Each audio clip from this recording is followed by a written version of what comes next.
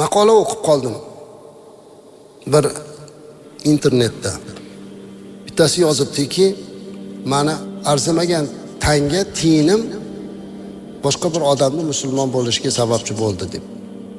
Aytadilarki, g'arb davlatlarida ketayotganimda deydi, transportda orada bilet sotadigan odam pul berib yubordi ortiqcha deydi. Haligini olib hayron bo'lib turdim, uni bilmadi deydi. Keyin men uni o'ziga qaytarib berdim. O'shingacha meni shayton vasvasa qildi, lekin siz xato qildingiz deb qaytarib berdim. Haligi odam ajablandi deydi. Buni hech kim ko'rmadi, lekin shuni qaytarib berding deb haligindan ta'sirlanib, keyin o'sha odam meni musulmon ekanligimni, islom mana shunga o'rgatishligini eshitib, o'sha odam keyinchalik musulmon bo'ldi degan ma'noda katta hikoya yozgan, shuni berdilar. Bir davlatga bordim, Yevropa davlatlarida.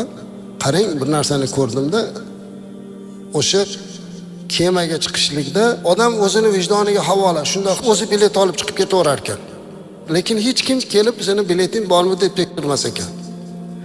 O'sha biletni olguncha navbat hammada, biz ham oldik, chiqdik, o'tirdik. Men keyin bu biletni oldik, hech kim ko'rmadi-yu, tekshirmadi-yu desa, yo'q, tekshirmaydi dedi.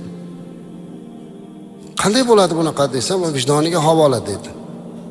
Meni ajablantirgan va meni xijolat qilgan narsa boshqa azizlar. Xuddi shu yerda o'sha yurtda yuradigan vatandoshimizdan bittasi menga aytdiki, bizni vatandoshlar bilan uchrashuvimiz bor edi.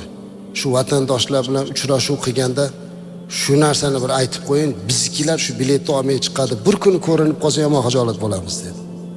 Tekshirmaganlik uchun chiqadi dedi, bizniki shunaqa.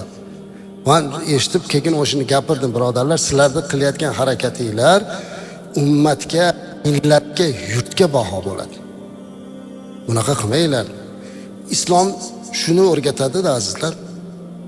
Hech kim ko'rmayapti deb bir ishni qilib qo'yishlikda o'rgatmaydi-da. Islom o'rgatadiki, Alloh ko'rib turibdi deb taqvo qilishlikka. Kim haqqi bo'lsin, ehtiyot bo'lish kerak.